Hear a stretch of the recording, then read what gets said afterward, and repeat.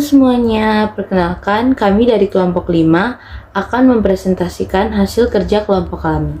Perkenalkan, nama saya Sisilia Chelsipati dan teman saya.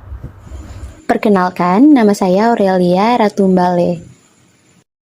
Perkenalkan, nama saya Angelina Rusnita Mola.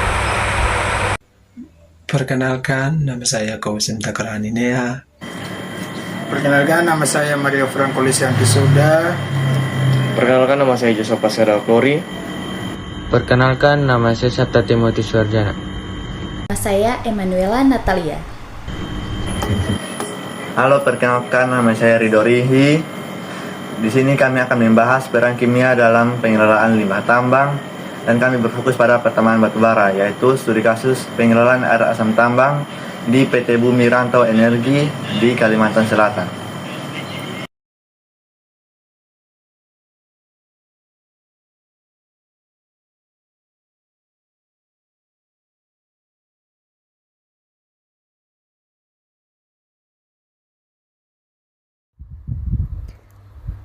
Pertambangan batu bara memang sangat penting untuk kebutuhan energi nasional, tetapi juga menimbulkan dampak lingkungan yang besar, terutama munculnya air asam tambang. Air ini terbentuk ketika batuan yang mengandung mineral sulfida bereaksi dengan udara dan air, menghasilkan cairan yang sangat asam dan membawa logam berat. Jika tidak dikelola dengan baik, air asam tambang dapat mencemari sungai, air tanah, serta membahayakan kehidupan biota air dan manusia di sekitarnya. Disinilah peran ilmu kimia menjadi sangat penting, yaitu untuk memahami proses kimia, penyebab pencemaran dan mengembangkan teknologi pengolahan yang dapat menetralkan dan menghilangkan zat berbahaya tersebut agar lingkungan tetap terjaga. Rumusan masalah. Yang pertama, apa dampak pertambangan batu bara terhadap kualitas air? Yang kedua, bagaimana peran ilmu kimia dalam mengidentifikasi dan mengurangi polutan? Yang ketiga, bagaimana kontribusi kimia terhadap strategi pengolahan limbah tambang? Yang berikut tujuan. Yang pertama, untuk mengetahui dampak tambang batu bara terhadap air dan lingkungan. Yang kedua, menjelaskan peran ilmu kimia dalam identifikasi dan reduksi polutan. Yang ketiga, mengevaluasi penerapan ilmu kimia untuk tambang berkelanjutan. Yang berikut, dampak pertambangan batu bara terhadap air. Yang pertama, air menjadi asam atau yang kita kenal sebagai air asam tambang. Saat batuan yang mengandung sulfida, misalnya pirit, terbuka dan terkena air hujan dan udara, terjadi reaksi kimia yang menghasilkan asam sulfat. Akibatnya, air di sekitar tambang menjadi sangat asam atau pH-nya menjadi rendah. Air seperti ini disebut sebagai air asam tambang atau AAT. Yang kedua, logam berat larut ke dalam air. Karena sifatnya yang asam, air tambang biasanya melarutkan logam-logam berbahaya seperti besi, mangan, timbal, dan kadmium. Logam berat ini ikut terbawa ke sungai atau sumur warga. Bila dikonsumsi, bisa mengganggu kesehatan manusia maupun hewan. Yang kedua, logam berat larut ke dalam air.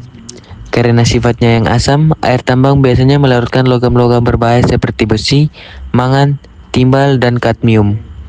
Logam berat ini ikut terbawa ke sungai atau sumur warga. Bila dikonsumsi, bisa mengganggu kesehatan manusia maupun hewan. Yang keempat, membahayakan makhluk hidup air. Air yang terlalu asam dan banyak logam berat bisa membunuh ikan, udang, dan tumbuhan air. Akibatnya, rantai makanan terganggu dan nelayan sekitar kehilangan mata pencaharian. Yang kelima, mempengaruhi kehidupan masyarakat sekitar. Masalah air asam tambang tidak berhenti setelah tambang ditutup.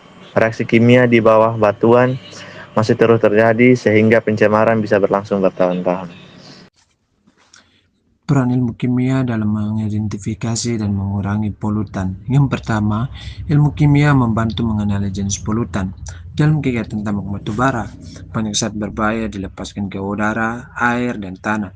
Beberapa contoh polutan yang sering muncul yaitu sulfur dioksida menyebabkan hujan asam, karbon monoksida, gas beracun hasil pembakaran tidak sempurna, nitrogen dioksida menurunkan kualitas udara dan merusak paru-paru. Debu halus bisa masuk ke saluran pernapasan dan membahayakan kesehatan. Yang kedua, ilmu kimia membantu mengukur dan mengontrol kadar polutan. Setelah polutan diketahui, kimia digunakan untuk menghitung seberapa besar kadar pencemaran yang terjadi. Contohnya, yaitu mengukur pH air tambang untuk melihat apakah air sudah terlalu asam, mengetahui kandungan logam berat seperti besi atau mangan, menganalisis partikel debu di udara untuk menentukan tingkat polusi. Yang ketiga, ilmu kimia berperan dalam mengurangi dan menetralkan polutan. Kimia tidak hanya mengenali pencemaran, tetapi juga digunakan untuk mengurangi dampaknya melalui berbagai proses, yaitu presipitasi kimia, menembakkan zat tertentu, misalnya kapur, agar logam berat mengendap dan bisa dipisahkan dari air. Koagulasi dan flokulasi menggunakan bahan kimia untuk mengumpulkan partikel halus supaya mudah disaring. Adsorpsi memakai bahan seperti karbon aktif atau zeolit untuk menyerap zat beracun dari air. Reaksi oksidasi reduksi mengubah zat berbahaya menjadi bentuk yang lebih aman.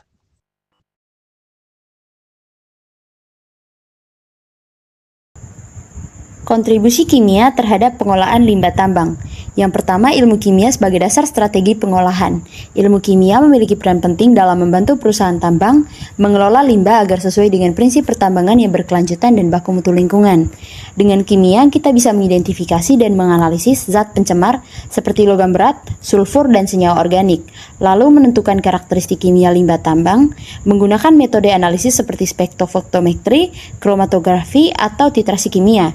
Lalu mengetahui bagaimana zat pencemar bereaksi di lingkungan, misalnya ketika logam berat larut dalam air asam tambang. Yang kedua, kimia dalam pengembangan teknologi pengolahan limbah. Ilmu kimia juga berkontribusi besar dalam menciptakan teknologi pengolahan limbah agar pencemaran bisa dikendalikan. Contohnya, presipitasi kimia atau mengedepankan logam berat dengan kapur atau soda abu. Lalu adsorpsi atau memakai karbon aktif atau zeolit untuk menyerap zat beracun. Lalu netralisasi air asam tambang, yaitu menggunakan kapur CaCO3 untuk menetralkan pH air. Selain itu, indikator kimia seperti pH, BOD, COD, TSS, dan TDS digunakan untuk memantau efektivitas sistem pengolahan.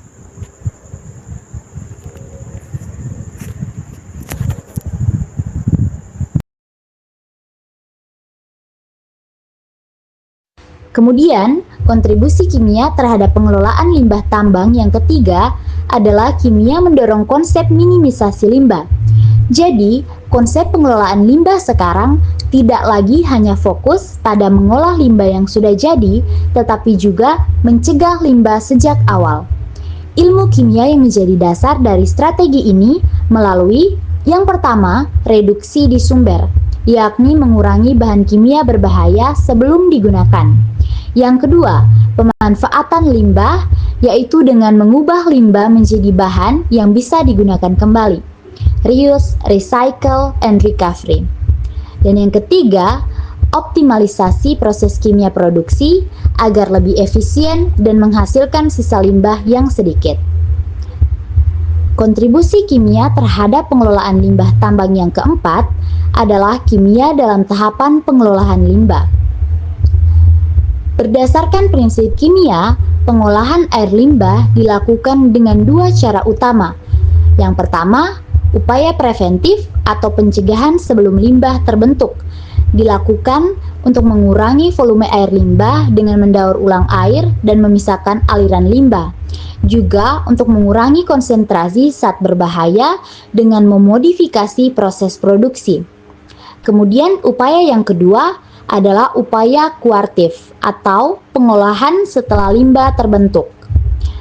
Secara fisik dapat dilakukan melalui penyaringan, flotasi, dan sedimentasi. Secara kimia, yaitu netralisasi, presipitasi, koagulasi, dan oksidasi. Secara biologi, yakni menggunakan mikroorganisme untuk menguraikan bahan organik. Selanjutnya, hasil dan dampak positif kontribusi ilmu kimia. Dengan penerapan ilmu kimia dalam pengelolaan limbah, manfaat yang diperoleh yang pertama, air limbah tambang memenuhi baku mutu lingkungan sebelum dibuang. Yang kedua, penurunan logam berat, pH air lebih netral dan kualitas air membaik. Yang ketiga, lingkungan di sekitar tambang menjadi lebih aman bagi manusia dan biota air. Yang keempat, perusahaan tambang dapat menjalankan reklamasi dan pasca tambang dengan lebih baik.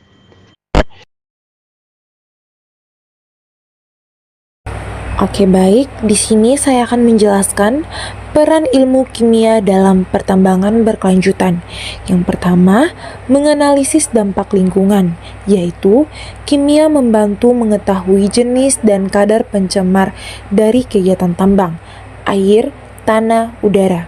Yang kedua, mengendalikan pencemaran, yaitu digunakan untuk menetralkan air asam tambang, mengendapkan logam berat, dan mengolah limbah agar aman dibuang.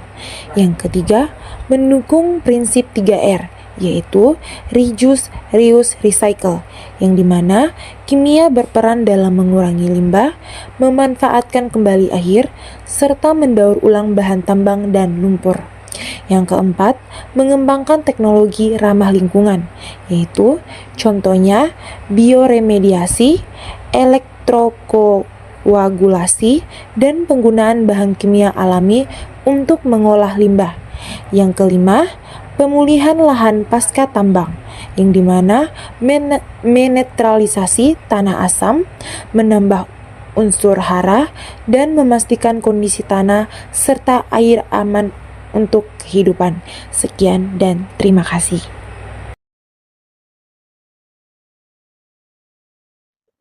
Kesimpulannya, pertambangan batu bara memiliki manfaat besar bagi kebutuhan energi. Namun, juga menimbulkan dampak lingkungan seperti pencemaran air dan terbentuknya air asam tambang. Ilmu kimia berperan penting dalam mengidentifikasi, menganalisis, dan mengendalikan polutan melalui berbagai proses seperti netralisasi, presipitasi, dan bioremediasi. Dengan penerapan teknologi berbasis kimia, pencemaran dapat dikurangi dan kualitas lingkungan tetap terjaga. Selain itu, prinsip kimia juga mendukung konsep pertambangan berkelanjutan melalui pengelolaan limbah yang efisien, serta pemulihan lingkungan pasca tambang.